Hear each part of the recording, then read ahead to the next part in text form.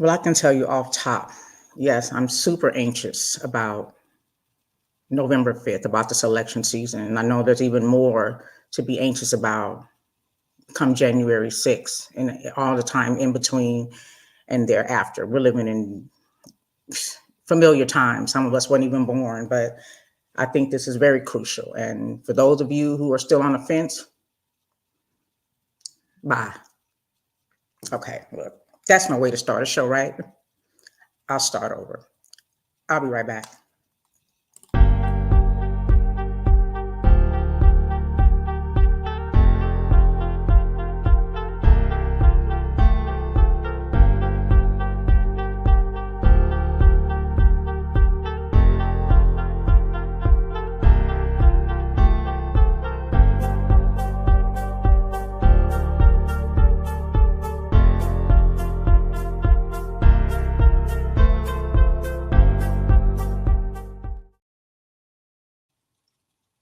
Well, hello, and welcome to In Your Ear Radio. I am your host, Latoya, so very happy to be with you today. Hope you guys are having a wonderful Saturday. It's so beautiful, and temperature's just right outside here in Las Vegas. Grateful for the opportunity to be with you today so we can chat it up. I hope that you guys will get into the chat. Shout out to GB, who always is my first one in the chat. You get the award each and every time. I appreciate you for it.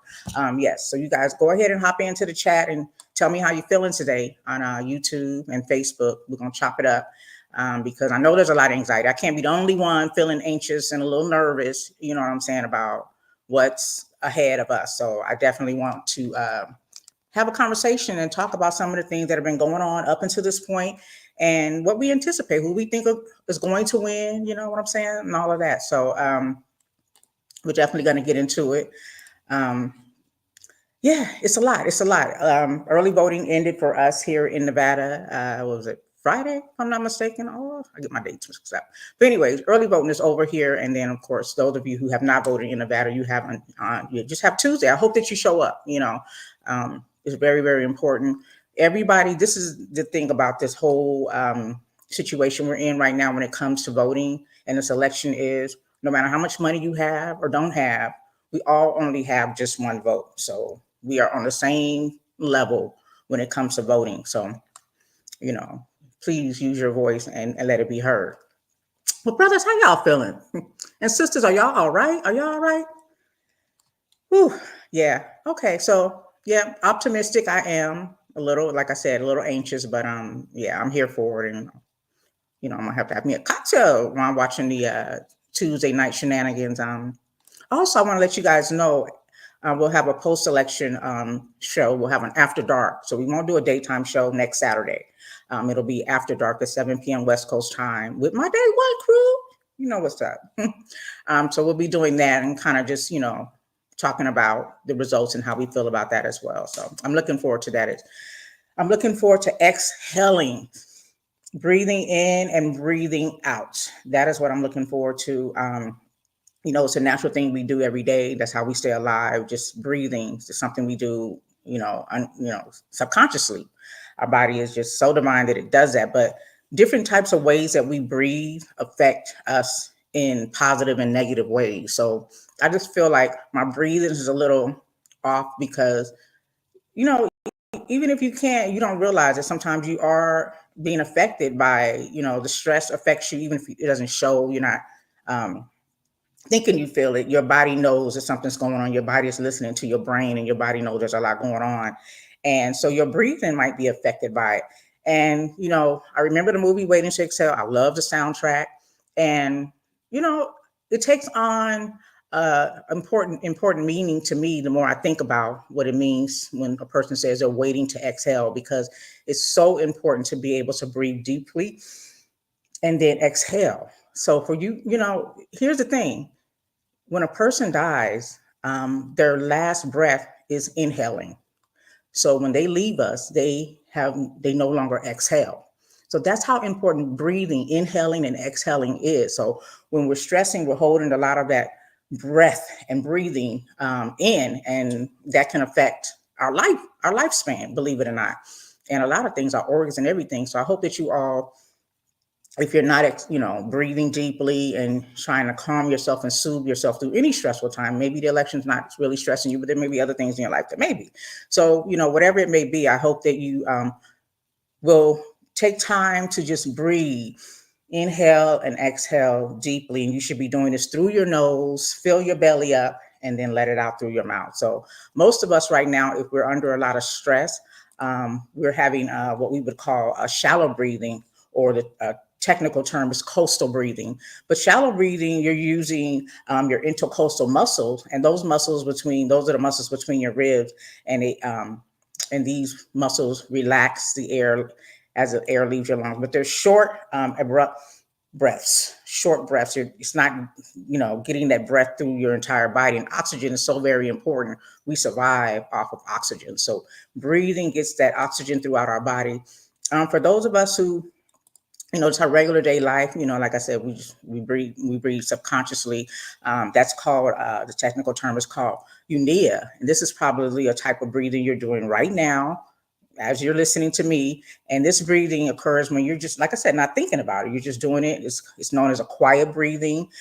Both the diaphragm and the external intercostal muscles must contract. So, all of us, I would say, do that day in and out. You need it. But when there's short breathing, it's the shallow breathing, I should say, is the coastal breathing. And then you have the hypernia breathing, which is more of a forced breathing. Both inhalation and exhalation are active rather than passive due to muscle contractions. And I would think the people who are asthmatic experience that. I'm not a doctor, so I can't really say for sure, but just based on a definition, I would think someone who's asthmatic would experience hyperpnea breathing, which is you're breathing both ways at once. Remember, you want to breathe through your nose and out your mouth. You want to fill your belly up when you're inhaling. So there are different ways to breathe, but the best way to breathe is a diaphragmatic breathing. Is also known as deep breathing, and that's the diaphragm muscle must contract in this type of respiration. As the muscles contract, breath passively leaves the lungs, and you should feel this from your belly again. Once you're inhaling, you should feel it in your belly. And this is something people do in yoga when they're just trying to meditate, or just maybe you might want to fight somebody, and then maybe you just want to try to do some deep breathing exercises to calm you down, which might cause you to diffuse your need to want to fight somebody. Breathing in slowly, filling your belly, and maybe do it like 8 times. They say count to 10 backwards, and that calms you. So maybe breathe a few times to calm yourself. And if you even do that right now, you'll feel the difference. So yes, I am much, much ready to exhale, really, really just relax. And I don't know when I'll be able to really, really feel comfortable, because the times are different now. I don't feel comfortable during this election season, even walking in my own neighborhood with all these weirdos and just looking at the news and all the threats across the country. And I just don't want to be engaged or get caught up in people's weirdness. So again, let's work on reducing stress, and we're going to improve our focus and our concentration, get our emotional regulation in step. So we also get better sleep from breathing properly, deeply, and it enhances your lung function, and it's good for pain management. So breathing, how women being labor, they be like, breathe in, take a breath, take a breath. I don't think that worked. I don't know, ladies, y'all tell me. I can't say it did. But yeah, so those are some of the techniques that you can do, and then some of the benefits as explained. So yeah. Yes. All right. So today is National Deviled Egg Day. Who cares, right? Anyway, I look up what today is on each day, the national day. There's some weird stuff. Like, how did they get this stuff even on the on the calendar? Like, who does this? Who sends this where? And I didn't go find out, but I'm just saying, who sends this where? And they make it official. So today is National Deviled Egg Day, and I love deviled eggs, but I would never want to present it as National Deviled Egg Day. But I guess people that really love deviled eggs, I guess they're feeling some kind of way about this, right? I would imagine they're feeling good about it. So I'm not mad at y'all. And I'm kind of happy too that finally there's been some form of justice for the late Breonna Taylor's killer. One of the shooters was charged. A federal jury in Louisville, Kentucky, convicted a former Louisville Metro Police Department officer for violating the civil rights of Breonna Taylor during the execution of a search warrant in March of 2020. that led to her tragic death in her home. Brett Hankston, he's 46 years old, was convicted on one count of civil rights abuse. Count one charged him with depriving Taylor of her constitutional rights when he fired 5 shots through a bedroom window that was covered with blinds and a blackout curtain. The jury found that Hankston used a dangerous weapon in the commission of his offense, and that his conduct involved an attempt to kill. Although his shots did not strike Taylor, so I guess he's not really the killer, Hankston was found not guilty on count two, which charged him with depriving 3 of Taylor's neighbors of their constitutional rights by firing 5 more shots through a sliding glass door that was also covered with blinds. I don't know how he got not guilty on that, because that was reckless. That was very reckless. But also the former detective, Joshua James, 40 years old, of the LVMPD Sergeant Kyle Meany, 35, was charged with federal civil rights and obstruction offenses for their roles in preparing and approving a falsified search warrant affidavit that resulted in a warrant that led to her death. So these detectives could be facing up to 40 years if they're convicted. So I don't know how that's going to go. Their sentencing is still pending, I think, up until April 2025.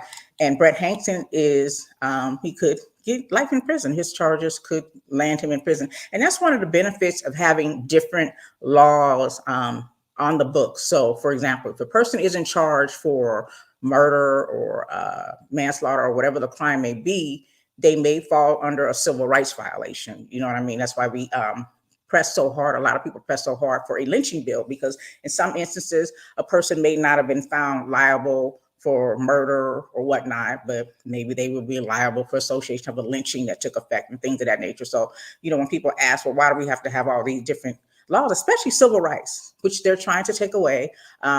You see why? Because if we hadn't had a civil rights amendment on the books, these men would be walking free because they were not charged, criminally for the death of Breonna Taylor. So I know her family is happy. I know this definitely, there could have been lots more that could have been done, but this is a step in the right direction, and I'm glad to see some form of justice. Shout out to Pieces of She. I see you on YouTube. Hey there.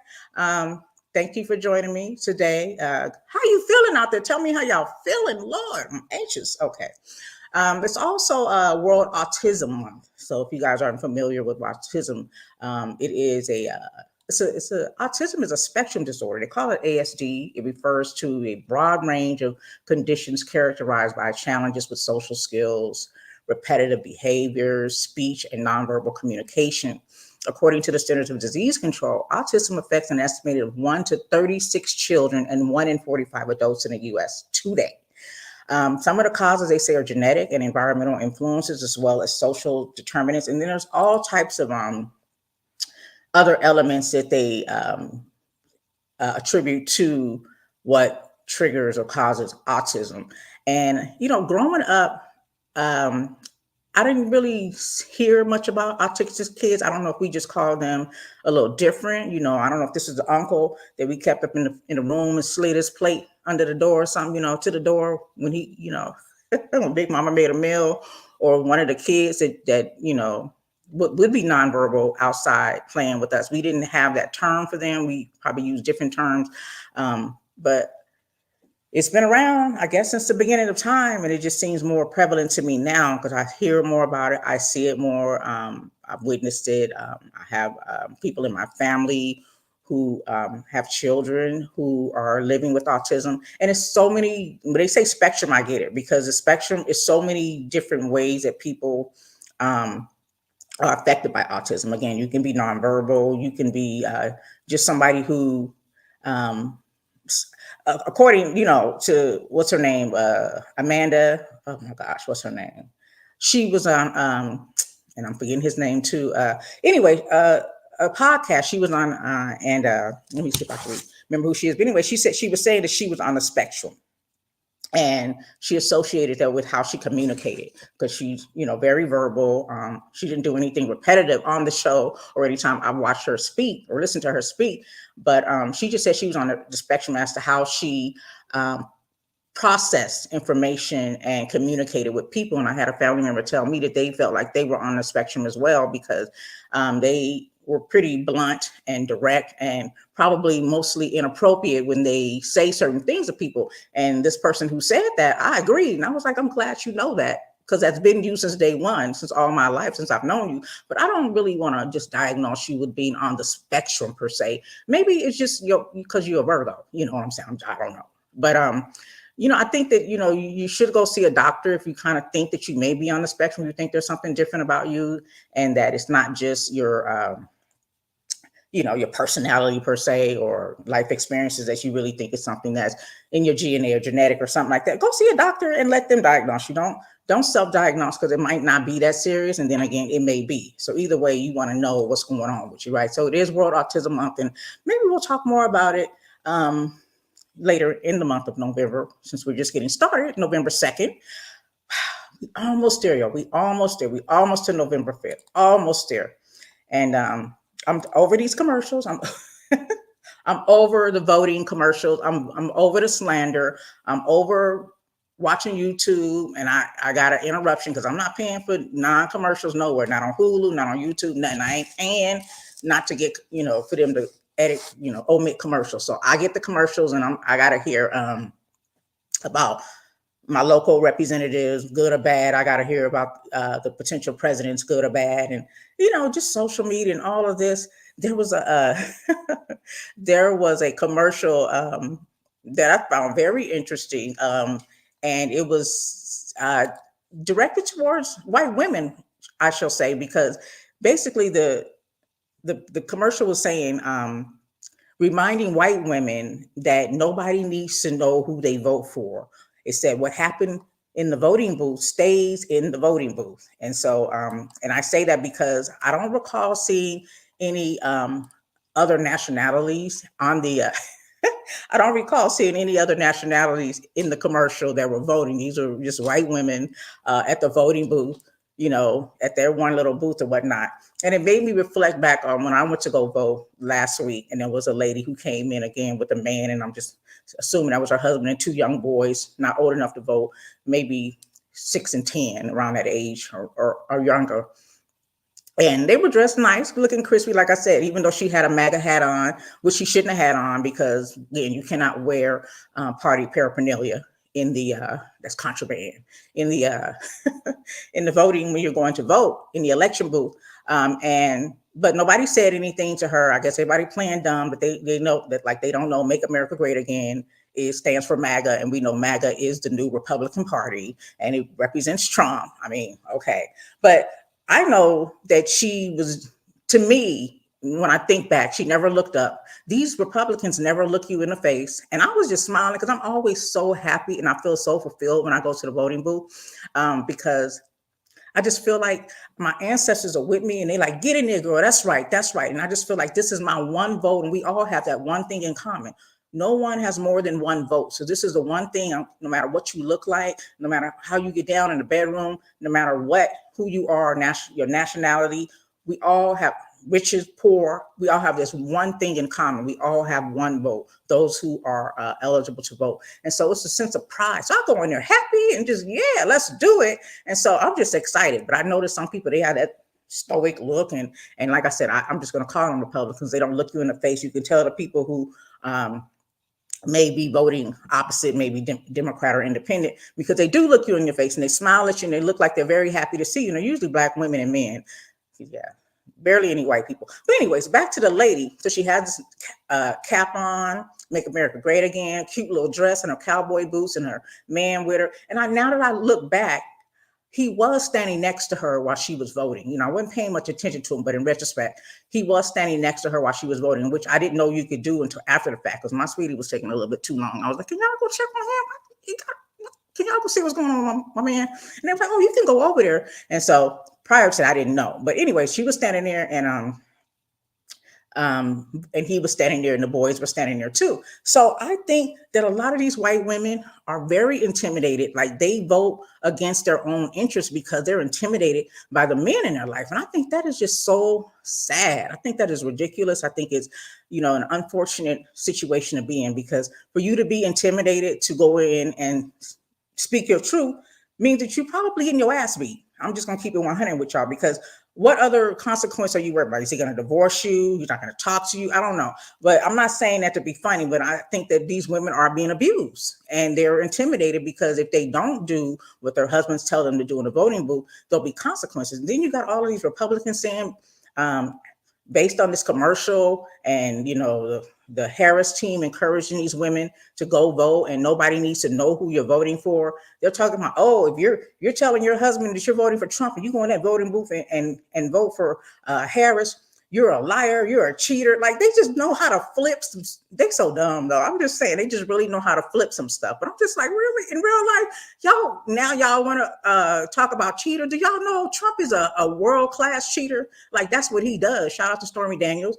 I mean, come on now. Like, it's like, how can you, it's the pot calling the kettle black. I don't know what's going on here, but they're trying to use reverse psychology on these women. But I love that commercial ad. Like, and you see the women going into the voting booth and and I'm just like, that's a damn shame. But I even remember when the vice president initially announced her run for the president, there were all of these white women for Kamala, black women for Kamala, all of this stuff, piggybacking off of black women doing this, which I was happy about it. But I remember someone saying they were listening to the white woman call, and the women were saying how they tell their husbands that they're going to a book club meeting, but they're really congregating to talk about voting. I'm like, what kind of Handmaid's Tales? What in the Handmaid's Tales is going on here? What in the Handmaid's Tales is going on here? So listen, it's a real thing. And I don't know if there are black women who are having that same issue, but I do think this is associated with domestic violence. But that video was interesting. And you guys can't tell me that we're not living in the same kind of ways that our ancestors, or some of us still live in. Our parents and grandparents lived in the 60s prior to the civil rights era and after the civil rights era. You can't tell me that this isn't the same environment. It may look a little different. It may not be as severe, maybe not as oppressive. We're not having to count jelly beans to be able to vote, like, because we got some things implemented to protect our rights, so people can't just outright do stuff. And that's the thing with these Trump supporters, these MAGA supporters. They need this man to be president because he is going to spearhead their whole racism Klan, Ku Klux Klan thing. All this is they have they got backing, you know what I'm saying? And they know they're going to have immunity as a police officer, at least, to do whatever they want to do to people and get away with it. There'll be no accountability. Shout out to Breonna Taylor. Look how hard we have to fight just for her and all of the nameless men and women who fall victim to police brutality. I have that experience in my family, so I know what it feels like, and it still hurts to think about it to this day. And that was when I was a little girl. So yeah, and then just me, I like to take my walks, you know what I'm saying? But you don't want to be walking alone and somebody pull over on the side of the road or yell out something inappropriate. Just, the voting areas are close by in my neighborhood, and I just don't want to run into the wrong person. It's not like I'm scared. I just don't want to be bothered with the nonsense if I can avoid it. And so it's really unfortunate. It really is. And that's why I'm feeling anxious about it. And I think it's going to be a while before it goes away where we can feel comfortable. This isn't even, to me, it's not even like when Barack Obama was running for president. I didn't have that same feeling. It wasn't the same. But after the fact, they kind of show who they really were. And that's why we have a Donald Trump, or had a Donald Trump as a president, as a 45th president of the United States of America. So it's not so much different, because there are people who are being harassed and taunted at the voting station. There are people who are just questioning people. There was one story where a man was dropping off multiple ballots, and they were like, you can only drop off one ballot. These so-called civil, I don't know what they call them, citizen arrest people, civil servants, I don't know, but people who can lawfully get in other people's business. They're standing around questioning. I'm like, dude, like, why are you even worried about it? Why are you concerned about how many ballots he's dropping off? There's no law against that. And why are you in his business? And when people, you can't talk to me like that, because I'm going to say something smart to you. You know what I'm saying?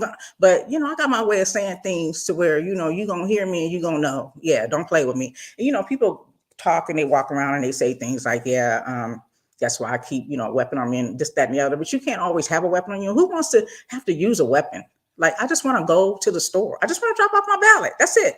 I don't want any problems. And even the woman coming in with the cap, she was inciting a problem because nobody said anything to her, which they should have, as the people at the voting booth, those representatives should have said something to her, but they didn't. And anybody could have said something, and it probably would have sparked a conflict. The husband would have said something, probably even them little kids, because they indoctrinate these little kids. Racism is not going away because those people, the slave owners had their babies. They indoctrinated racism into their children. Their children had children, indoctrinated racism into their children. The cycle continues. When I'm watching social media and I'm seeing these little bitty kids, 6, 7, 8, 9, 10 years old, dressed like Donald Trump with a "Make America Great Again" cap, I can already tell you what they're being taught at home. And it's not positive. It's not inclusive at all. So, but people who think they're living in different times or say things like, oh, if I was enslaved, I wouldn't have done this, I wouldn't have done that.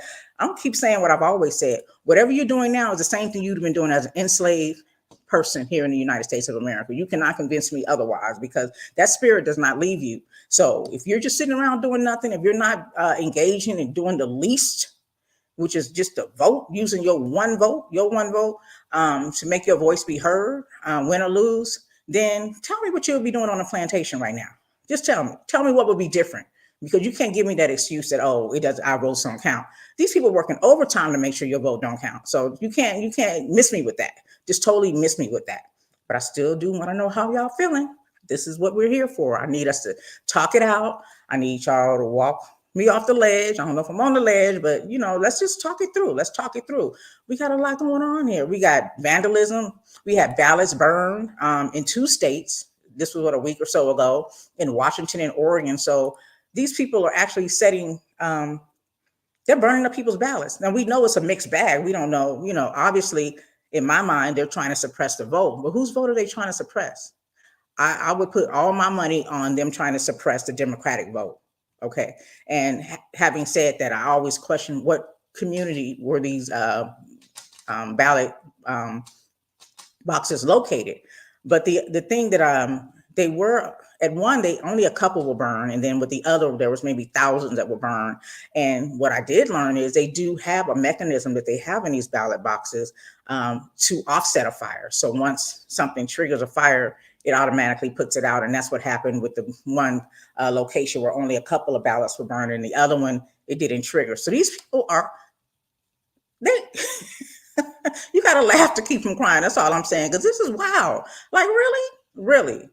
And when we talk about voter fraud, I would say is 0.001% here in the United States. And the majority of those who are found committing voter fraud, guess who they are? Republicans. Okay. So, don't, the smoke and mirrors, the facades, the gaslighting, all of that. Yeah. They're saying, all this fraud and all the things they're saying to try to, they're just setting us up for what they're going to do next. So they got to keep people amped about trying to take over the votes, to trying to take over the presidency, win or lose. So, yeah. And I'm, praying literally that Vice President Harris is our next president. And then also praying that we won't have to deal with any extreme violence after this. So, yeah, it's overwhelming. Also, vandalism and weirdos during this election season. In Franklintown, Virginia, they have a city. They want to change the name to Trumptown, USA. So I think they call it that now, Trumptown, USA. There's also a church there that was converted into a church, a Trump memorabilia store. But the owner of that store was recently arrested. This was in Franklin County. His name is Boone's Mill, and he's also mayor.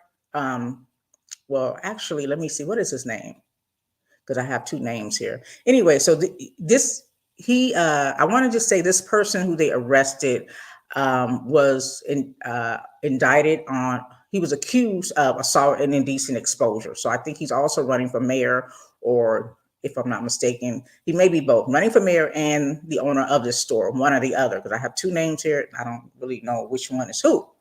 But accused of assault and indecent exposure by three women, and I'm like, the weirdos. They be the ones that just watching child porn and just doing the weirdest things, grabbing people by the poo nanny, committing sexual assault, burning up ballot boxes. I mean, just doing the weirdest things. And it reminded me of a video I saw. What was his name? Gary Owens, y'all know, a comedian. So he was doing a stand up, and somebody yelled out in the audience, Trump. And so he went in on him. He did what comedians do. And so the guy was getting up to walk off, and he was like, "Bye, ho," and he was like, "Yeah." He said, "No refund." That was my funny phrase, "No refunds, ho." But the funny part was he was saying when the guy was walking out, he said, "Yeah, that guy got all kind of child porn on his computer." And it's just like these type of people are like weirdos, like they're they're violators. You know what I'm saying? They're violators. They violate people's innocence, children's innocence, and not all of them, but they're cut from that cloth. They come from that. They come from it. You know what I'm saying? Shout out to Mike Epps. Yeah, so I just thought that was funny when Gary Owens. I thought of that when they were saying how this guy, who's a big Trump supporter, wants to turn it. They want to turn the town to Trump Town, USA, was also accused of child porn, and another guy also sexual assault, accused of assault or indecent exposure. In Pennsylvania, there's a record of people trying to cheat. Again, this is Republican peoples. And then there's a Halloween parade. You guys hear about that? The Halloween parade, where there is they got an impersonator looking like the vice president. They got her handcuffed and chained to a vehicle, walking behind men with her head down. Just horrific. It's a horrific video. And they're parading. She in a parade. They got her in handcuffs and chained to a truck, like they're dragging her. Like, if this ain't no Klans type stuff, I'm just saying it's going down, y'all. It is going down. These weirdos who are supporting a man who supports what their interests are, and that is to reign power over this whole country and to tell people how to live and what to do. They just want to sit on their lazy asses and be and control people. They come from that. So what else can we expect, right? What else can we expect? It's just unfortunate, and it's sad to me because when I see these kids on social media and I see these kids on social media and they're dressed, supporting Donald Trump, and I'm just like, it's so sad as these kids are being tainted and ruined, because you don't come into the world hating people or disliking people or having an impression on people. It's just something that you're taught. So it's just really, really sad. I had an incident where there was a hate crime done to my home. Putting happy Martin Luther King Day bananas in my driveway, in my yard, and somebody in my neighborhood, and it happened to be at the time a teenager, and the father came and because I busted his ass out because I'm a detective, low key, but I caught his little butt and yes, press charges, but the father came to me and said he wasn't raised like this. And so when I was talking to a younger sister of mine and I was telling her what the letter said, Happy Martin Luther King Day, she was like, "What's that?" And I said, "Exactly." And so that goes back to my point is he was raised like that, because that word does not come from his generation. He learned that from somewhere, and it's probably in your weird household. You weird people. You just hating on people for no reason. Ain't done nothing to nobody. Nothing. Yes, nothing. Shout out to Pieces of She, who said it is plain and clear about what they want to do. Just hate. Damn, ain't it sad? It really is. Because that's another thing I'll say too. I believe that my thing that I say is hate is a dark side of love. And I say that because love requires attention, love requires affection, love requires you to participate. It's an action verb, right? But it's a positive thing. Good things come out of love. You know, people that love you make sure you're fed. People that love you make sure you're happy, comforted. People that love you do loving things, positive, motivational things to keep you on the right path. Well, with hate, it's kind of like a similar situation, except it's on the dark side. People that hate you want to see you fail. They want to starve you. People that hate you want to hurt you. Like it's still an action verb. So it's the dark side of love. Like you love me so much, but on a dark way, because you're giving this attention to me that I didn't ask for and I definitely don't want. I don't want it, but you're giving it to me when you could be at home with Susie Ann making mac and cheese and hot dogs, you and potato salad with raisins in it, you would rather be over here throwing bananas in my yard. Like, why? I'm trying to sip my vodka and watch the fight. Why are you bothering me? So, yeah. So yeah, they just, and that's why you get that term devil, because that's an evil way of being when you just messing with people for no damn reason. You have no reason to be bothering people. You really don't. You really don't. We can all coexist. But your rights end where mine meet. So you can't cross over and disrespect me or do anything that's going to affect me physically, mentally, emotionally, and make it okay. Like I said, we can coexist, but you cannot oppress me. You will not oppress me. And that's why we vote. That's why we fight, and we do other things to maintain our freedom, as we fight for justice and equality as well. Okay, let me. So did you guys watch that New York Klan rally at the Madison Square Garden? I mean the Trump rally, the Klan rally. I say it what I say it. It was definitely a Klan rally. I didn't watch it. I just saw the clips. I would never watch any rallies that he. It's too much. I don't understand how people can even stomach him. Like this is one of my biggest things that I'm looking forward to, having a new president, vice president Kamala Harris being the 47th president of the United States, is he can phase out of the public world. I know we're still going to hear whispers and little things, but once we phase him out, we can go back to regular life. You know what I'm saying? Like all the roaches can crawl back into the cracks, because right now they out. Those crickets, or is that cricket? The roaches. Anyway, y'all know what I'm talking about.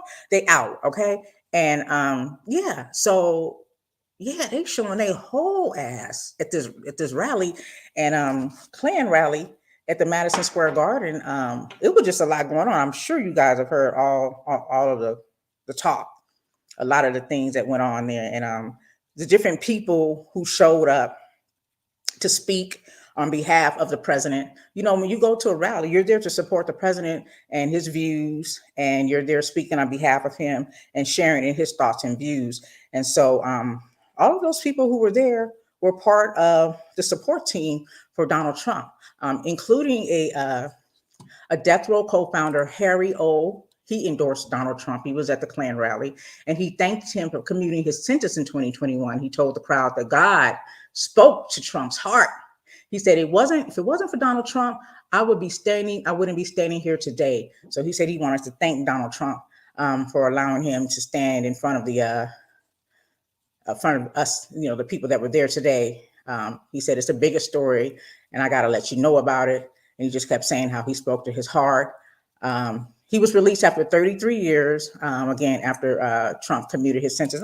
I just want to play a little bit of what he was saying at the rally. Again, this is Death Row co-founder Harry O., who was released after 33 years in prison by Donald Trump.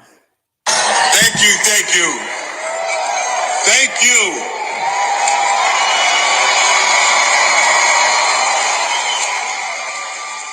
Madison Square Garden, I got to thank God for allowing me to speak in front of you today. I got to tell you something else. God is great. Can I get a second? I got to tell you another secret, though. If it wasn't for Donald Trump, I wouldn't be standing here today. So I want to thank President Donald Trump for allowing me to stand in front of you here today. It's a bigger story. I'll let you know about it. God spoke to his heart, and Donald Trump signed He's with struggling his to read heart the my teleprompter. release after 33 years. God spoke to his heart. So I don't have but a few minutes, so I want to say what I got to say. First thing I want to do is speak to this elephant in the room. Our nation has had a complex history with racism and sexism. And we can all agree that we got to do a little work there. But that's not what we're here to talk about today. What we're here to talk about is our similarities that unite us.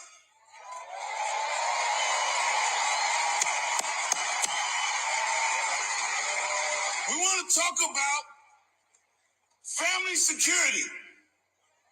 It's important. We want to talk about economic development. It's essential. We want to talk about education for our children. It matters. It matters. For example, Kamala Harris talks about an opportunity agenda for black men. But there is no opportunity unless you have the foundation that starts with a strong education. I'm just going to stop there. And the reason being is because Ow! Donald Trump actually wants to get rid of the Department of Education. He wants to get rid of it. So make it make sense to me that um, yeah. The ignorance. Like the speech goes on for another, I don't know, 30 seconds or more. I don't know if y'all can stomach it. I'm good. But just the ignorance. And I want to talk more about that, how ignorant these people are that support him. Now, I get it. If somebody commuted a sentence after I've been locked up for 33 years, I would say thank you. Maybe these people are getting paid, but they speak as if they believe what they're saying, and that's what gets me. Like you can't be serious, but you can't be serious. Like, have you read? Do you read? Do you know how to read? Can you hear? Do you have ears?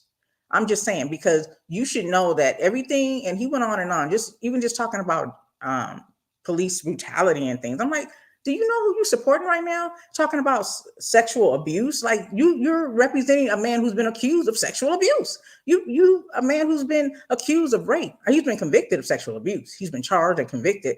A man who cheats and lies, like financially. I mean, 6 bankruptcies. It's like, are you serious? Are you really serious? But also, this president, he just amazes me. This number 45. He's just very interesting about the people sentences he's commuted. We know a lot of a lot of these people. Some rappers that have sentences have been commuted. Kwame Kilpatrick, if you guys don't remember him, he was a political representative of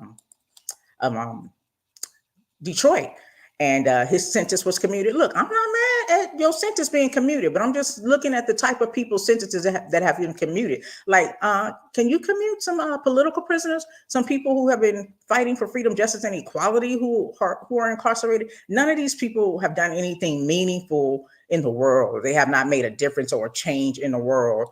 Why? What's the significance of them? So I can't even clap for those sentences that have been commuted. Again, I'm not mad about it, but just think about the people and the sentences that he has commuted. This man talking about God spoke to his heart. Do we, y'all? Just saying. Woo, it's a lot. So presidents can, just so you guys know, because a lot of people say, even with prior presidents, like, why didn't Obama commute this person? Why didn't this president commute this person or give this person clemency? Presidents can only give clemency and commute sentences of felony charges. So just keep that in mind. If you have state convictions that lives in the states, we'll talk about states' rights too, right? But so just keep that in mind. But Trump in his presidency, granted clemency at low rates compared to any other president. He granted 237 clemencies, and then he granted 94 pardons, and 84 of those 94 pardons, um, uh, he said he's been noted to have had personal or political connection to these presidents, to him. So 84 of those pardons were actually people that he had personal political connections to, and the same for the 237. Some of those in the clemency as well. So they said that he often bypassed the powers that be. Usually, you go through different levels to review to determine if this person is eligible to be commuted or clemency, or and he bypassed them in most cases, unlike previous presidents, and he made the majority of his grants to like I said again, well-connected offenders who had not filed petitions with the pardon office or did not meet its requirements. So he just bypassed all of that. And that's all he wants to do, is bypass any laws that are in effect right now, because the Supreme Court has already helped him out by giving him immunity. So he's covering his bases. God forbid he gets in a position of power again. But just so you guys know the difference between a commute and a clemency as well. A commute, it reduces the severity of a sentence without voiding the conviction itself. For example, a commutation may reduce and eliminate a prison term. So that was what happened with the death row guy. What is his name? Was the co-founder of Death Row, Harry O. And then a clemency is, while leaving the other punishments intact, the power of clemency is one of the most unlimited powers bestowed upon the president by the Constitution. And the clemency actually takes away the sentencing, if I'm not mistaken. Yeah, so there's a difference in those. So sometimes you may be released from jail, but you still have the charge. In another case, it's all wiped away. So yeah. But yeah, what about the political prisoners? What about people who really do not, who should not be there and that have real reasons to be freed? And again, I'm not mad at anybody who was, but I'm just saying. And then, okay, so this Klan rally, that was one of the guys, right? And then, the thing that's trending all over the news, social media, that was a big deal, right? So that the comedian. And so I'm reading the article from Associated Press. I heard a lot about this comedian and things he said, and I'm sure some of you may have heard it, and some of you may not have. But this comedian, he was going in. He was talking about Mexicans. He talked about Puerto Ricans. He had jokes for days, right? And none of it was funny, but he felt very comfortable in front of those Klan members at the Klan rally, speaking on the on these people. Mind you, he is not Puerto Rican nor Mexican nor Black, because he went in on Black people too.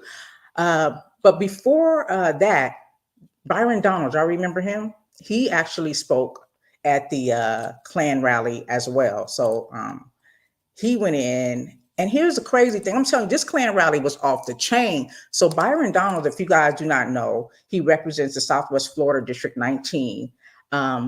Before he came out, they played the song Dixie. Before this Black man came out to represent Donald Trump, they could have played that song for any white person there, but they played the song Dixie. And this is a Confederate anthem. Dixie it's a Confederate anthem. They played this before this band came out. I'm just like, wow. So if you guys aren't familiar with the song, and I'll be honest with you, I couldn't call it if I heard it, because I don't listen to Dixie. Maybe they forced us to listen to it in school. We didn't know any better. Just like I used to love watching the Dukes of Hazzard and had no clue that whole car was a whole Confederate flag painted vehicle. I didn't know. No one taught me what I was watching. I did not know that was a racist vehicle that they were riding in. I just liked the idea of a fast car and the Dukes of Hazzard. I just liked the action in the show. But in the same way, I wouldn't be able to recognize Dixie. But I'm sure a lot of people may be familiar with the song Dixie. But the lyrics go, "I wish I was in the land of cotton. Old times, they are not forgotten. Look away, look away, look away, Dixieland. In Dixieland, where I was born, and early on, one frosty morning, look away, Dixieland. Oh, I wish I was in Dixie, away, away, away." That's what they played for this Black man, But hey, listen, he reminds me of the guy on the skit from the Dave Chappelle who didn't realize that he was a black man. I think he was blind and he lived amongst Klan members and talked real bad about his people, black people, just talking just like the white people amongst him around him that were Klan members were talking. He reminds me of a person like that. Like he's blind, he does not see. He thinks he's one of them, and he just don't know. They might just be plotting to hang him for kicks and giggles because they weirdos and they're evil. And so, yeah, he thinks he, I don't know. I don't know what he thinks he's getting out of it. But even during his campaign, again, I'm talking about this Byron Donalds, he described himself as a Trump supporting, gun owning, liberal, liberty loving, pro life, politically incorrect black man. He stated that his support for the economic freedom, clean water and nuclear power, and decreased government involvement in healthcare. That was what he supported, and he opposed the Green New Deal. In a political outreach event in June of 2024, he had an opinion and he talked about Jim Crow. This was recent, if you guys remember that. I remember this. Yeah, just recently. I can't remember what month it was, but yeah, just this year, he was talking about Jim Crow, and that started to trend. And I said it was a teachable moment. Once he said what he said, then we got to really do the knowledge and spit the knowledge on what Jim Crow is and what it represents. And shout out to the late great Joe Madison, who said, in the times we live in now, we call it Jim Crow Esquire. So, anyways, he said, speaking of, in reference to Jim Crow, he said, you see, during Jim Crow, the black family was together. During Jim Crow, more black people were not just conservative. Black people have always been conservative minded, but more black people voted conservatively. And then Lyndon Johnson, and then you go down the road, and now we are where we are. What happened in America that last 10 years? And I say it because it's my contemporaries. You're starting to see more black people be married in homes and raising kids. Like, what the hell are you talking about?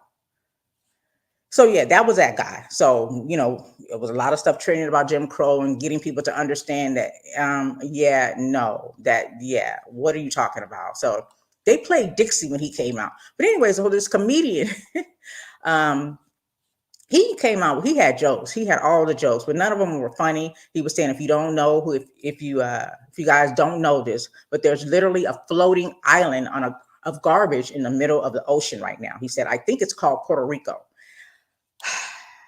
Yeah. Shout out to the Associated Press, because they did not put his name in the article. They did say there was a comedian at the rally, at the Klan rally, but they didn't say Klan rally. I said Klan rally. They didn't say that. They said it was Trump rally. But yeah, so, and yeah, that's what he said. And so after he said that, of course, a lot of Puerto Ricans, when it was an uproar, right? Everybody was mad now. And so it was a lot to be said. And I mean, from Jennifer Lopez and just all of that, just, it was just an uproar at this Klan rally. And just interesting. And I was just taken aback from it. I really was taken aback from that, and just thinking that yeah, amazing, right? Just amazing. I really didn't have any words. Shout out to GB, who said he used to be a super fan of Dukes of Hazzard too. He said he never knew what the paint job represented until about 20 years later. A lot of creatives, financiers of the entertainment hide their beliefs with art. Facts. This is, so many different symbols. And this is what they call being woke. When you start noticing things that you may have enjoyed, or things that you even wear, certain things that we wear and what it represents. It's like, damn, they was playing in our face. They was hiding in plain sight with their racism, right? So yeah, we didn't grow up knowing that. Everybody wanted the Dukes of Hazzard card. Yeehaw! And all along, these are people that hated us, that fought to try to keep us enslaved. They wanted states' rights. They wanted their states to have the right to keep us enslaved. And here we were eating our popcorn or whatever it was at that time. Wasn't popcorn for us, I could say that for sure. But yeah, so that's why they don't want us to wake up, because these are the kind of things that we come into realization of understanding how wicked this government, people in this government are, I'll say. But anyway, so he said that joke, and of course everybody went into an uproar, right? J-Lo came out, and others who were previously silent, they spoke out, and everybody was mad and saying what they had to say. And I say this, it was 3.2 million. the population in Puerto Rico, there's 3.2 million Puerto Ricans who cannot vote. Even though they are considered US citizens, they cannot vote. So their voices cannot be heard except for those people who live in other parts of the United States, in New York, in Nevada, just all over. And their populations are, deep in some of these states. But these actual Puerto Ricans cannot, in Puerto Rico, cannot vote. But all of these people coming out, Puerto Ricans, people, of course, like I said, J-Lo, Mark Anthony was already speaking on it. Some big singer they mentioned, I can't remember his name, very popular guy, I wouldn't be able to pick him out in a lineup. But, a lot of people started speaking out. They were pissed. And rightfully so. Even Sonny told them, make sure you take the trash out in November 5th.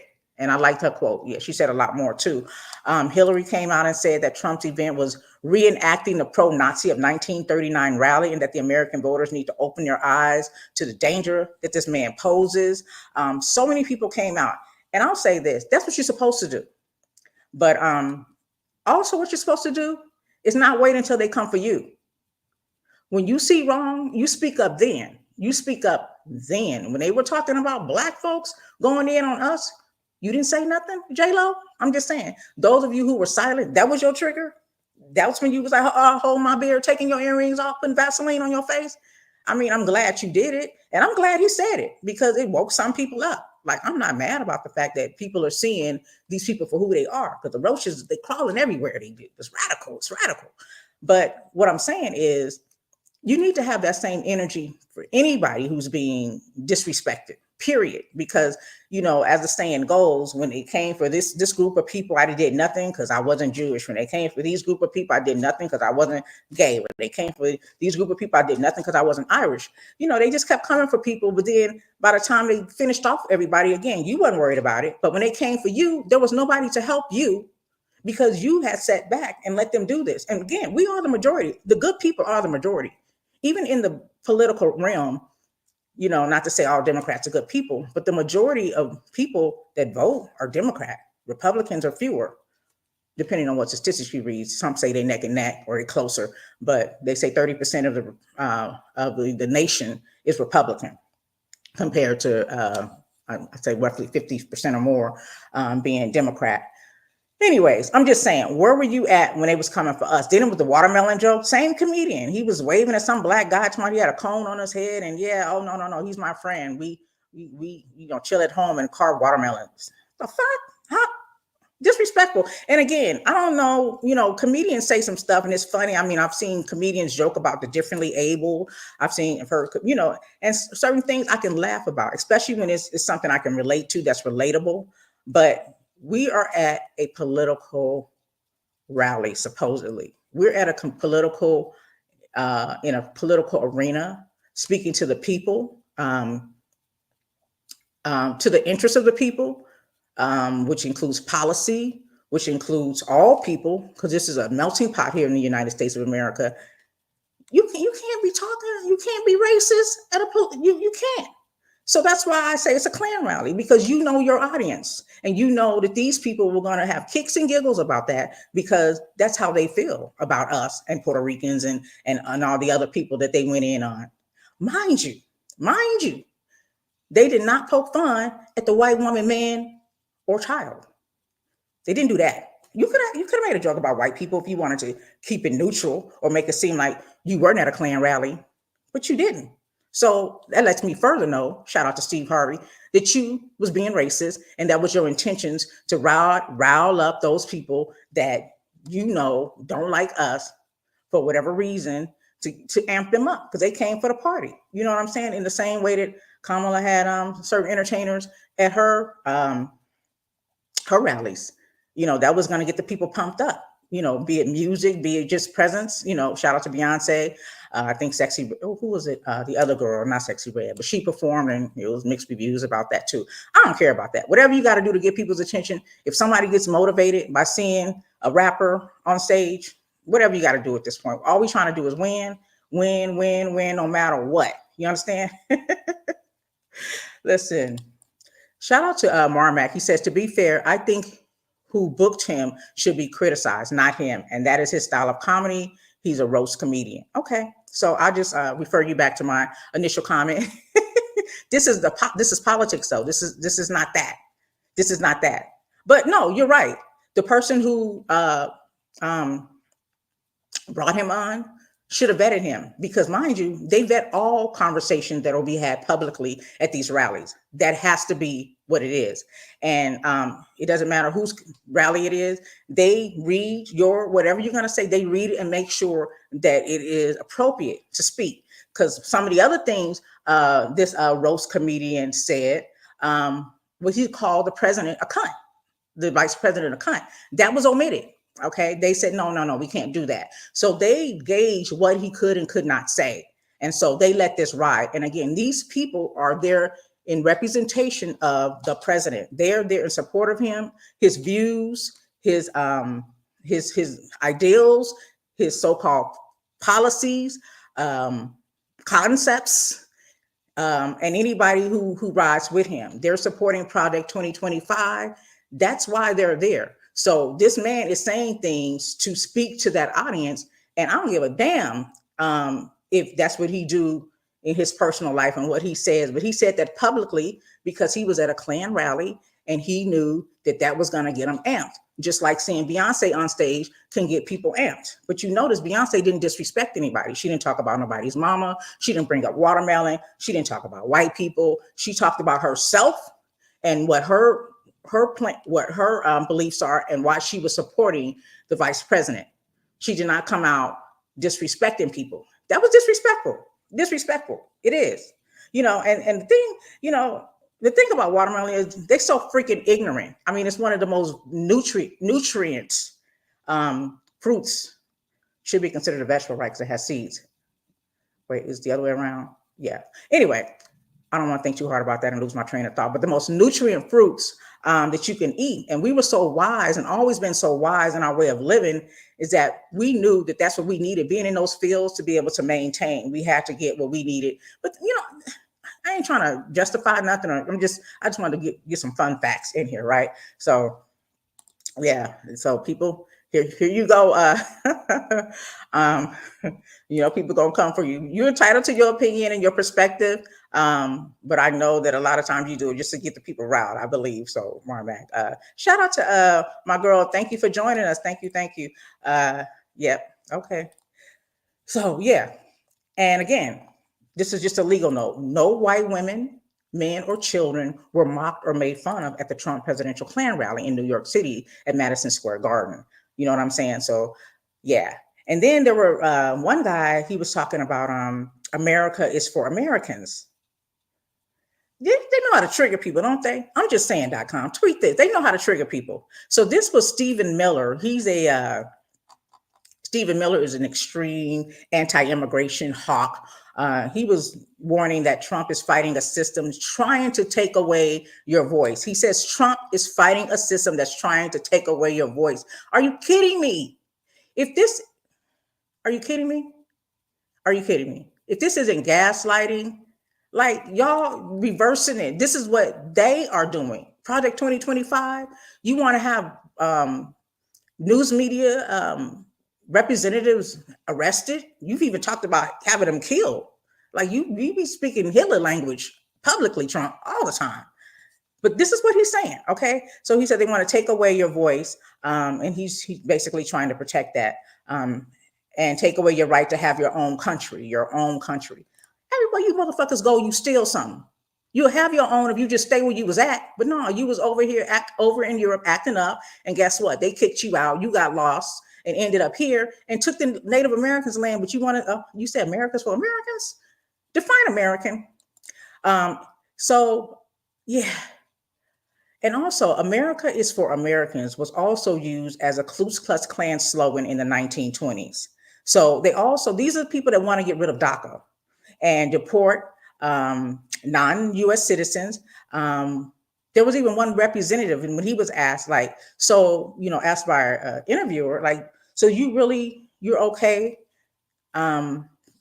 with parents being separated from their families, children being separated from their families, because they would be deported under taking away DACA. And he said, and she asked, do you support that?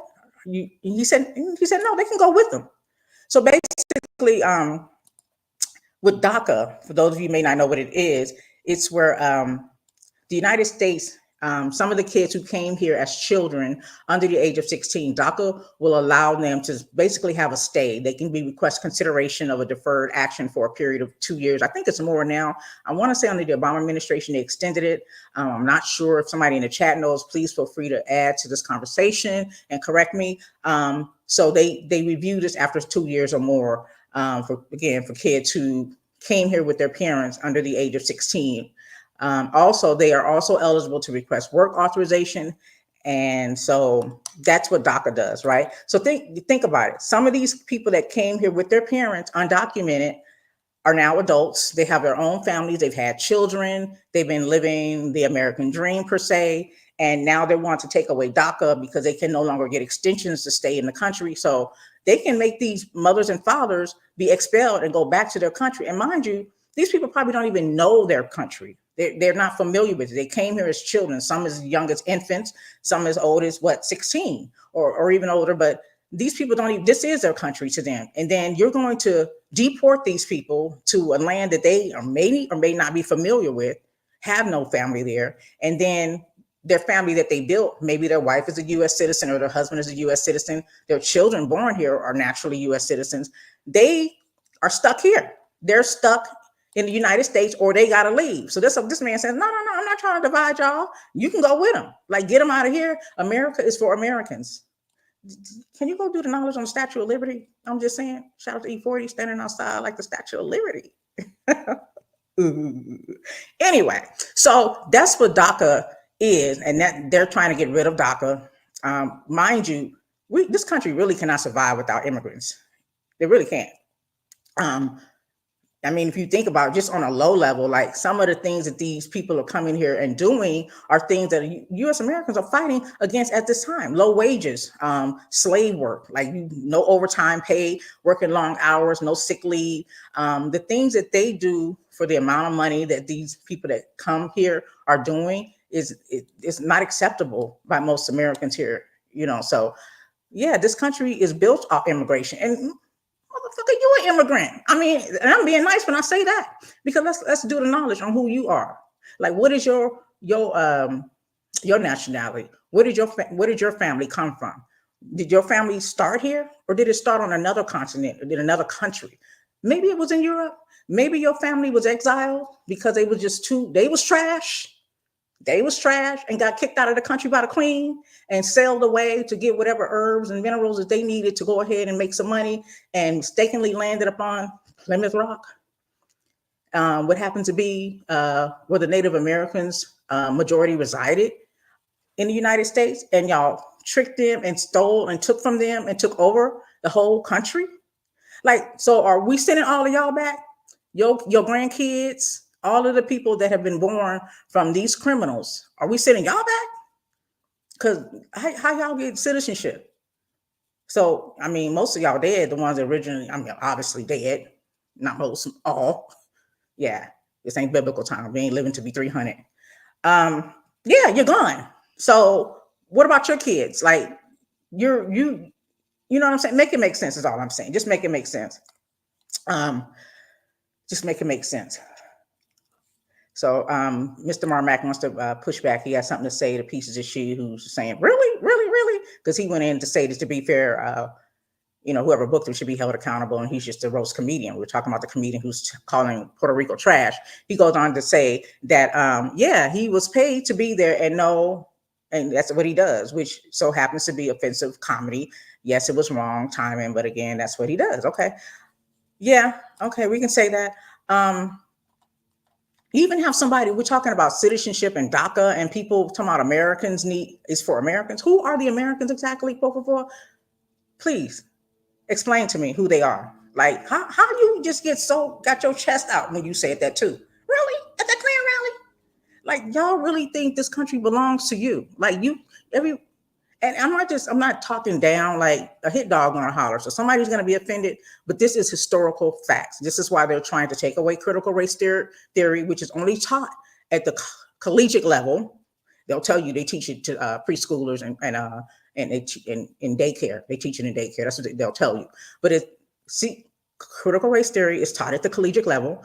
The DEI, diversity, equity, and inclusion, is implemented so that people who are Americans but are being rejected in the workplace aren't able to go to certain schools and have certain jobs and get what they need, that some people are just privileged to be able to do just because the face card, the skin card, I'll say. Yeah, these things were put into effect for protection. um yeah. So who are the Americans, though? Who are the Americans? So even Elon Musk, he's been touted to talk about immigration, and he got his thing to say about immigration. Do y'all know homeboy is from South Africa? Apartheid, his parents are apartheid South Africans.com tweeted. And Elon Musk, y'all know he's the guy over X now. That's why that's so dirty and controversial. X is trash.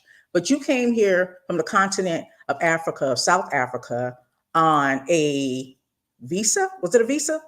Um, so this man who talks down about immigration is also the man that Trump has touted that he will make him head of governmental affairs if he becomes president. So the Washington Post reported that Musk began his career working illegally in the US when he was building Silicon Valley startup in the 1990s, okay? So the newspaper story cited court records, company documents, and former business associates, including a past CEO at the company, who said investors had worried that Musk would be deported. So basically, they were saying that at some point, Elon Musk, one of the richest men in the world, was actually living in the United States illegally. And the reason being was because, again, he was born in South Africa, but he obtained a Canadian citizenship through his mother and came to the US to study at the University of Pennsylvania in 1992. And he became a US citizen maybe a decade later. That's according to the biographies of Elon Musk, okay? But he said that in the past, after leaving Penn, he had planned to pursue graduate studies at Stanford, but dropped out to work on founding his first company. Meaning, if he wasn't in school, then that visa was no longer valid, which means that you are now in this country illegally. Like when we went to Havana, Cuba in 2018, there's strict restrictions now, but we had to go under the I'll just say pretense, for lack of a better word, for education, because it was for education, but we had to specify why we were there. We couldn't just go there for any freaking reason. We had to have a temporary visa and our passports, but we had to go there because one of the stipulations for visiting Cuba was for educational purposes, or if you were going to school there, you can go to school for free. You can be a doctor. You can learn and educate yourself and become a doctor for free in Cuba. So that visa was for that purpose. Now, if I decided I didn't want to get educated, maybe I just want to dance in the club, get on the pole, I don't know, just something, whatever, then I was violating my visa, because my visa allowed me to get an education. But Elon actually dropped out of school and pursued his career, which obviously became very successful. So he was actually living in this country illegally until he got his citizenship, so-called 10 years later. So who is he to speak? That's what I'm saying, calling the kettle calling the pot black. Like, make it make sense. Jesus, make it make sense. Like, it's just annoying. It really is annoying, but like, we have to push back. We have to fight back and speak up, because these fools are crazy. They're crazy. They say any damn thing, and people, they're supporters. When I want to play a clip with these people are ignorant. They're supporters. They are so ignorant to the point that they are part of a cult. Like, it's not to say that to belittle them, because people who are in a cult don't even realize they're in a cult. They don't realize that their mind has been hacked and they're being brainwashed, because they will refuse to read outside of what they're being taught or told to read. They refuse to go and seek the truth. They just let people tell them anything. If I sit up here all day and tell you the sky is purple and you think I'm so smart, you're not going to go look outside. You're just like, yeah, the sky was purple yesterday. How do you know? No, it wasn't. It was blue. No, it was purple. How do you know? Because Latoya told you so. Oh, you just going to believe anything she say? She wouldn't lie to me. I know it was purple. She said it was purple, but no, you don't know for a fact, because you didn't go look. You didn't go and do the research to find out. You didn't do the research to go find out. But I still need to know, you guys, how you feeling? How are you feeling? You feeling anxious? Are you you feeling positive? Are you guys wanting Kamala to win? I'm thinking all of you do. Some of you may not. But do you think she will win? What do you think is going to happen next? And how are you feeling? Did you vote? let me know how you're feeling. But yeah, just getting into this. Still talking about this Klan rally, and shout out to Mosaic Owl Studios, who's on YouTube. Thank you so much for joining in the conversation. Donald Trump has proven through his words, actions, and political behavior to be an authoritarian and a wannabe dictator and a racist. Hinchcliffe, is that how you pronounce it, Hinchcliffe? Knew exactly what he was signing up to do. Yeah. I think that's a comedian's name. Yeah, and he wants to be a dictator. He's already said he can't wait to be dictator for a day. And yeah, he as we know, once you're a dictator, you're a dictator. Like, what you gonna do? You have to overthrow the country to get them out of there. He continued to say, Mosaic Owl, and the Trump campaign absolutely approved that so-called comedy routine. Yes, because they have to vet these. They have to vet it.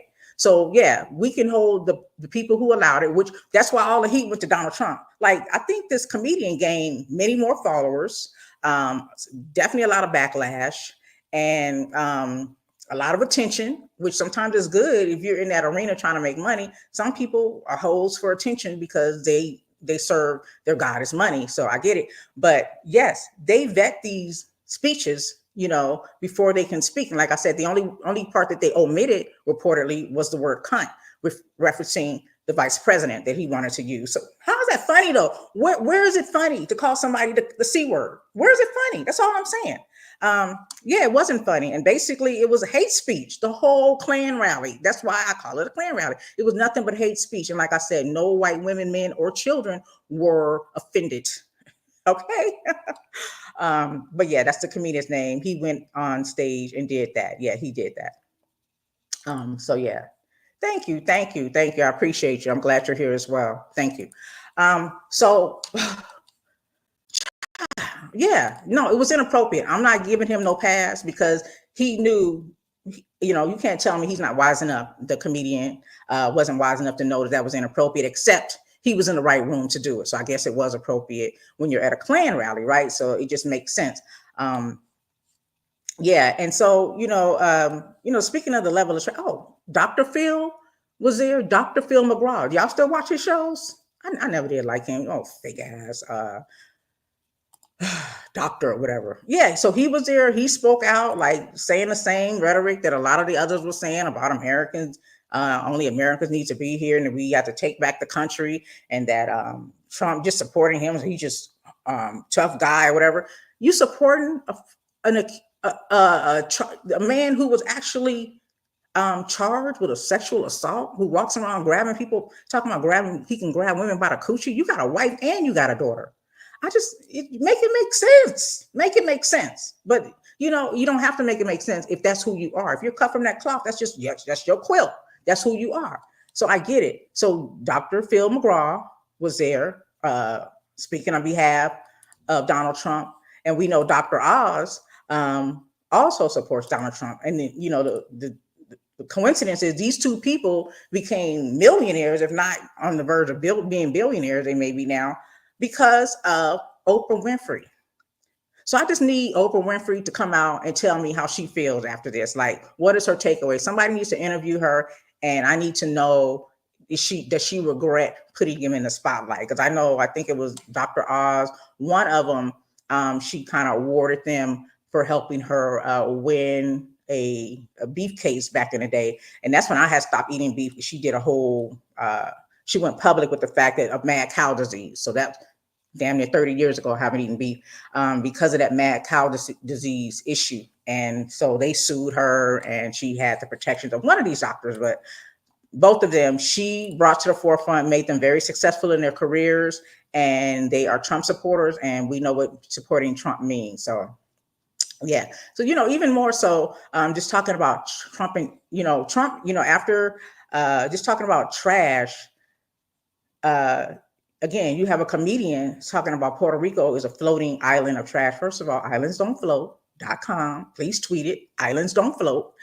But if you want to talk about trash, again, he is speaking for his leader. He is speaking on behalf of his leader. He is copying the rhetoric his leader has put out there. One of the things Trump has said is they're the enemy from within, talking about Americans. He said, if you want to end this disaster, you got to go out and vote. So he, this is a rhetoric that this man that wants to be president is calling Americans the enemy from within. So who's the friend on the outside? I'm just wondering, if we are the enemies as Americans, who is the friend on the outside? I'm just saying, critically thinking. I'm just wondering who that may be. Putin, I don't, any dictator, Kim Jong-un, I don't know. He also said, why are we only taking immigrants from shithole countries? So he started this whole shithole shit. You see what I'm saying? So yeah, that's why the backlash is on him. So yeah, Trump should be held accountable, and people are wagging their finger at him because that lets us further know that he's supporting what that comedian said, even though they did come out and say that the comedian, what did they say, that they don't, that the Trump administration it's not in line with his views. Where the fuck he get the views from? I'm just saying, he's been saying this all along. Why are we only getting immigrants from shithole countries? And he refuses, and he referred to us as a garbage can here in the United States. So it's befitting that this comedian will come out and use the term trash to fall in line with the principles that Donald Trump lives under, that he supports, that's his thing.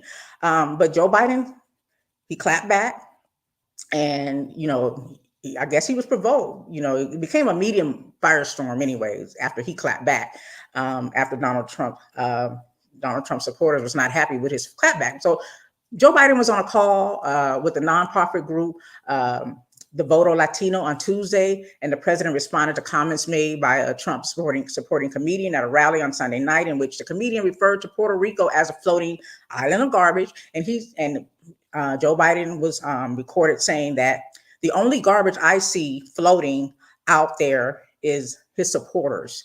They even got him stuttering. His demonization of Latinos is unconscionable, and it is un-American. And so, of course, everybody on the Republican side, Trump saying, "Oh, he's calling y'all garbage." Yeah, you call people garbage. Why is everybody clutching their pearls now? Everybody's clutching their pearls on the other side. Oh my God, he's calling us garbage. That's like when Hillary called people that supported Trump deplorable. Oh my God, she's disrespectful. Y'all kind of are deplorable. Y'all kind of are trash. You just throw the whole MAGA team away. Just throw all of them away. I agree. What a trash man. And then this dude had the nerve to pull up and get on a truck. Can't make this shit up. You can't make this stuff up. Okay. He had the nerve to get on a garbage truck. Okay. Mind you, he don't support these unions. He don't support, they have another name for them. I don't want to say trash collectors because there is another name for them. I forgot what it's called. But he don't support y'all having overtime pay. He doesn't support y'all having livable wages or increase your sick leave or whatever you may need that's family and good way of life orientated. He doesn't support that, but he got this big old truck with his whole logo on it or name and blah, blah, blah, blah. Mimicking Joe Biden calling Trump supporters trash. Throw the whole MAGA away. Put them in the trash. Okay? So, yeah. So now the minions are mad. And it's like, to me, it's like gaslighting. You trying to reverse this. It's like a boyfriend cheating, and then he turn around and the girlfriend cheats, and now he curled up in a ball crying, and now she a hoe. But when you did it, it was like, oh, men will be men. But when she did it, now it's like, oh, she's the worst thing that ever happened, and women ain't nothing.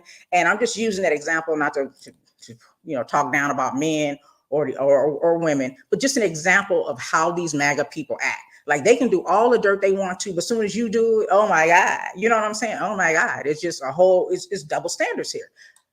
Double, triple standards. It's just wow. It's really weird. So yeah, they said that later at the White House said that Joe Biden, speaking, referencing Hinchcliffe, the comedian Tony Hinchcliffe, they said that the garbage comment was taken out of context, and they posted a transcript that said it should have been an R and an S for supporters.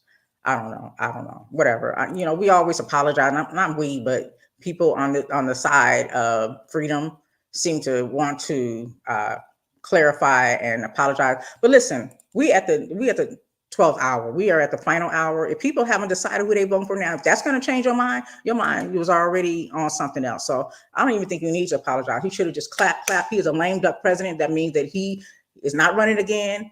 So he can do whatever he wants. And he got immunity thanks to Donald Trump. So he can say whatever he wants. I know they just trying not to tarnish the vice president taking on the presidency, but listen, like I said in the beginning, bye. If you still undecided, if that's going to change your mind was already made up on something else. Like, yeah. And so, yeah, that's just something else. But Kamala, she pitched in on the conversation as well. She had to say that, the Yamiche Alcindor, which I know I'm just butchering somebody's name, asked a question to the vice president in an interview, saying that the former President Trump also rode around in a garbage truck to call attention to President Biden's comments about the supporters and their rhetoric. Are you concerned that the President Biden's comments might undermine your own messaging that you want to be president for all Americans? And Kamala's response was, well, I've addressed how I feel about those comments. One, the president explained what he meant, but two, I do not believe, and I will speak for myself, that we should ever criticize people based on who they vote for. But let's understand again where we are in this election. On the one hand, you have Donald Trump, who refers to people by the most demeaning words, who attempts to really take from them their dignity and that they so rightly deserve. She went on to say, he is someone who talks full. I'm sorry, I'll start over. He's someone who takes full account. This is just not making sense here. He is someone who talks full time about the enemy within. He speaks ill of America. He refers to us as a garbage can, and he does not with an approach. He does not understand that most people are exhausted with the rhetoric, exhausted with that approach, exhausted with an approach that Donald Trump has, is trying to divide our country and have Americans point fingers at each other. They're done with it, and they're ready to turn the page and accept and receive a new generation of leadership, which she said she offers. Now, I'm just going to tell you, I kind of chopped up that quote a little bit, glasses sometimes they be working right, but I agree with what she said. I think that pretty much sums up how I feel. I'm over it. I'm exhausted by it. I'm tired of hearing from these weirdos. I need some type of peace and serenity. Like, people are over it. Like, this is a bit much. You can't live in a country like this. Like, y'all need to go back into your holes and keep your thoughts to your feelings. Like, don't even speak them. Okay. But yeah, so I want to just play this clip because this was too funny to me. Joyanne Reed had played this, and these are Trump supporters, and they were interviewing them because, when you talk to certain people, especially people who are non-voters or saying they're not going to vote or they're on the fence, when you ask them why they feel the way they feel, their responses are always generic. I remember one response being, "Oh, we had a better economy under Trump," and I'm just like, really? Do explain. When they say certain things, I'm like, state your facts, state your source, and then it's crickets from there. So the clip that I want to play is just another example of people who, yes, in fact, just support somebody blindly. Their brains have been hacked. They are part of a clan. And so these are a bunch of white men and women who were interviewed. It might be a black man, and I'll speak up when I hear a black man speaking. But this is an audio that I'm going to play here, just so you can get a perspective on what we're dealing with these MAGA people.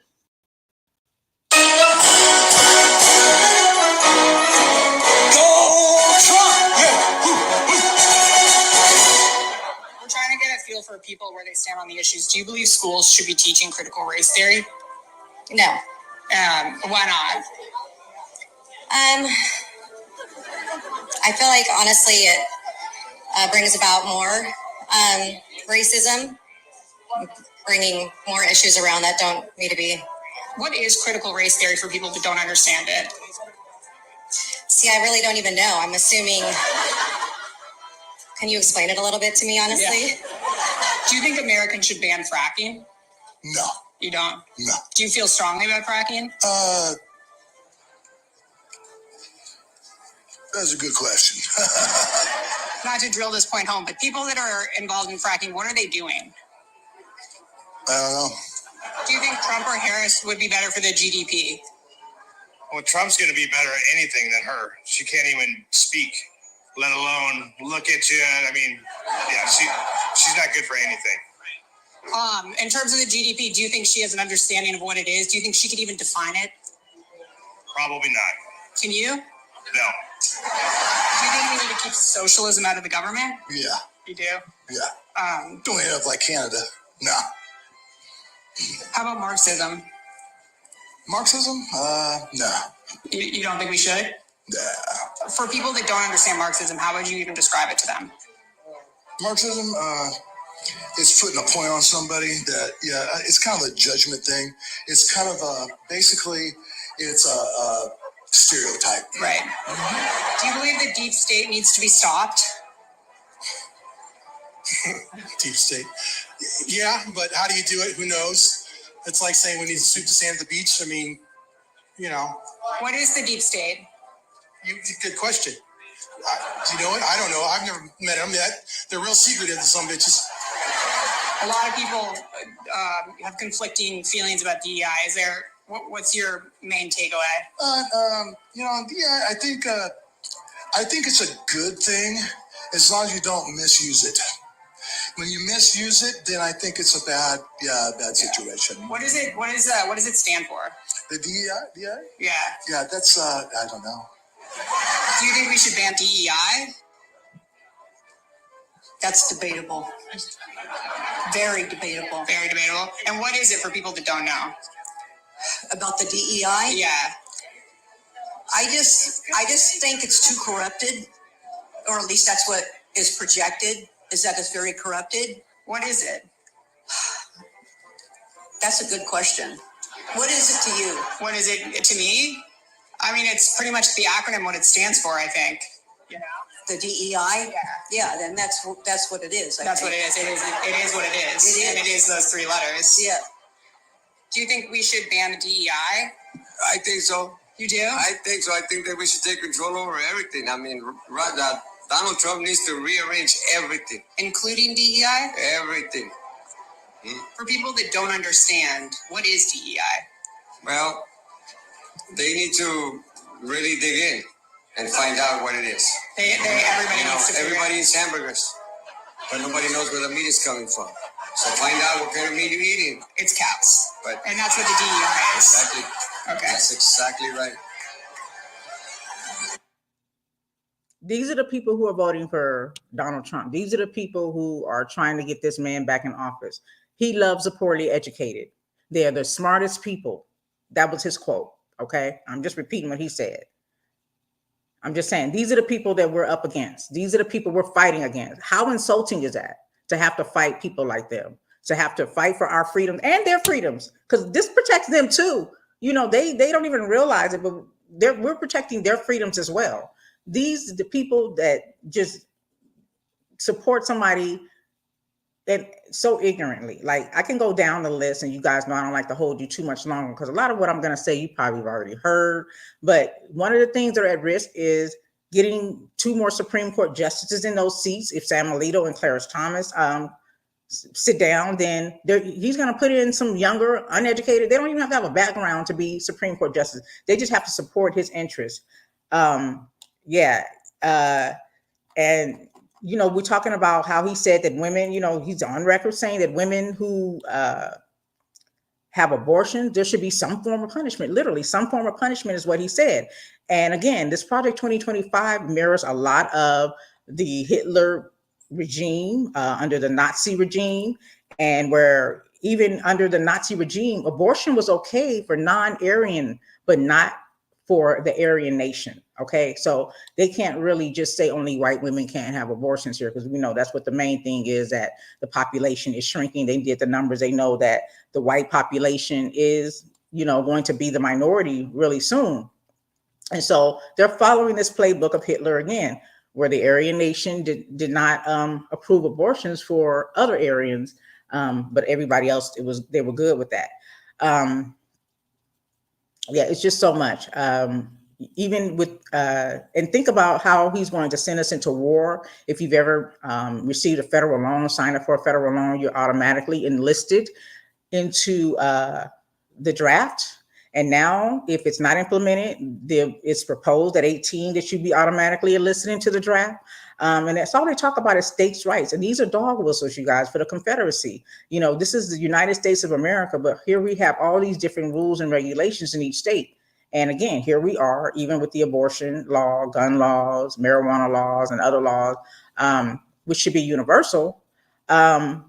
We it just depends on what state line you cross in order to whether it's legal or illegal and what the accountability would be. So these are all dog whistles. And even when they talk about transgender, they try to make that a big deal. Like transgender make up less than 1% of the population, but they speak about it like they're flooding the community. You know, like it's just an influx of an issue. And the thing about it is, again, when they came for them, we did nothing. So when they come for us, there'll be no protection. And shout out to Reese Colbert, who made this point to say that, you know, you think that, okay, yeah, I want, you know, to have laws in place for transgenders. And so one of the laws I want to have in place is that they have to do certain DNA checks, or we need to look in their pants and make sure they say who they say they are. Well, that goes back to immigration and everything else, how we're saying we don't want these immigrants here. Well, if you know who they're going to go after, because when they say Americans, they're talking about blonde hair, blue eyed people. So brown people, you can look Haitian to them, you can look Mexican, you can look Latino, you can look Brazilian or whatever to them. And now they can run up in your house and want to see your papers. Well, with transgender, when we put this law into effect to where they have to prove that they are who they are, they can look at your child and say, yeah, you look like you're a man. Listen, I ain't gonna lie to you. I done seen some women that look like men, big hands. You know, ain't had no Adam's apple. That's what I be trying to look for, the Adam's apple. But there are some manly looking women in the world, and I don't know if it's. And there's some feminine men. I mean, you think about somebody like Prince. He looked real feminine to me. I don't want to hurt nobody's feelings. Michael Jackson, but you know. But what I'm saying is, I understand why people they feel like they needs to be some laws in effect and some protections, but you have to understand that these people are not here to protect us. They're here to protect their interests, and their interests have nothing to do with us. It has everything to do with control, money, and power. Leave out the respect, because you don't get that. But that's what it's all about. So again, when you're trying to oppress a certain community, it also affects you in the same way that when you're trying to, you know, bring justice and equality to a certain community, it benefits everybody. You think about the civil rights. Us fighting for civil rights benefited Asian people at a high number, white women at an extreme rate. You think about places like, you know, there's certain laws. I'm just going to use the Raider Stadium, for example. Civil rights laws say that you have affirmative action laws say that you have to have a certain number of minorities. Okay, white women fall under minority. So that doesn't still mean that these concession stands are going to have black representation, black business owner representation. The minority is a white woman or an Asian man. I don't know. But what I'm saying is all of these things, be it good or bad, affect us all. So when you're going after a certain community, think about that. And just speaking on behalf of trans, when's the last time you turned on the news and heard anything negative? Murder, rape, incest, mass killings. I mean, when have they done anything that made you want to lock your doors when you saw a trans person? Except, okay, sports. That's what you're worried about. That percentage is extremely low too. But even still, if you think there should be certain stipulations and laws for people who consider themselves trans, remember that law bleeds over into, what do they call, a cisgender? You know, these names and terminologies, they do a lot. JD Vance is a woman with a beard. If he shaved that beard, he looks funny as hell. He's a goofy looking person. He goofy anyway. He a clown anyway. But yeah, you right about it. And he like the hump couches. I mean, really penetrate them too, all in the pillow cushions. Yeah, y'all heard about that? No, he ain't looking for pennies. He looking for a nut. Okay. So yeah, it's a lot. Yep, the Project 2025 is a thing. Yep. Trump's MAGA is Make America Germany again. Amen. It's the fact. And these aren't scare tactics, y'all, because I'm not trying to put nothing fearful in anybody. I'm seriously out here with Harriet Tubman energy. You know what I'm saying? And even her, she was willing. She left her husband because he didn't want to ride. You know what I'm saying? And she was willing to take people out if they spoke and gave away the railroad or gave away any of the blueprint to how they were making people free. Like, that's just the energy you got to have, because who wants to live in an oppressed world? Who wants to go back to being enslaved? You know, chattel slavery is one thing. You know, we had indentured servitude where people worked off their loans. I mean, we'll call that credit cards now. Okay. But because they charge you interest and you can never get out of it if you don't pay like you're supposed to pay or how you should pay, which is by the due date, to avoid any late fees or interest.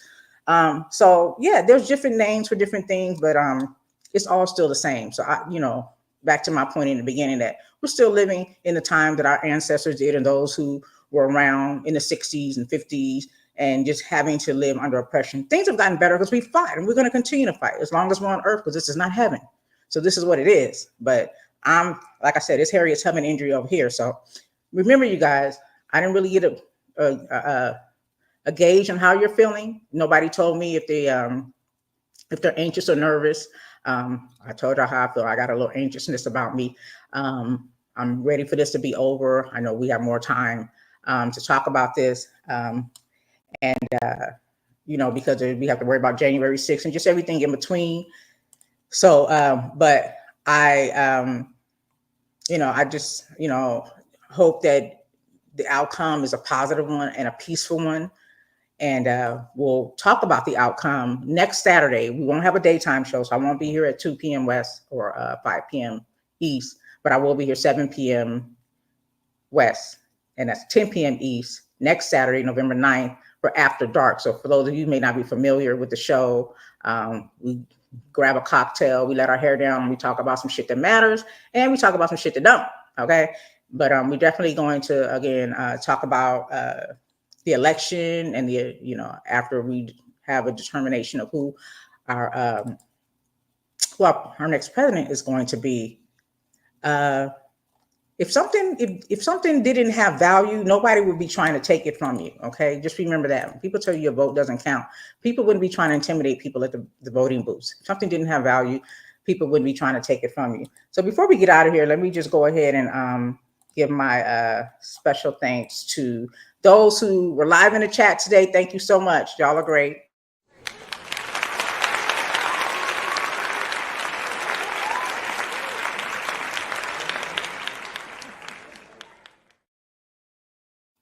Yes, I appreciate y'all every week that you hang out with your girl. And for those of you who listen later, I appreciate y'all as well for spending, a little roughly 90 minutes with me on whatever day you choose or have the time to listen. Is much, much appreciated. It is something that I enjoy doing, and I hope that it is fruitful to those of you who are watching and listening. And I think that's it. I think that's all we need to talk about today. Before I close out, I'll just leave you with this quote. Which a wise woman I heard say, I can't remember her name, but I do remember her saying this. And she said, "How you talk about me determines how you treat me. How you talk about me determines how you can treat me." So, I ask that you guys reflect on that when you hear the type of rhetoric and disrespect that people are saying about all communities, all nationalities, and that gives you an idea of how they believe they can treat you as well. And it's all in the policy. Okay. So you guys enjoy the rest of your day. Thank you for watching and chatting again. And I will see you next week after dark with our cocktails, y'all. Okay. All right. See you later.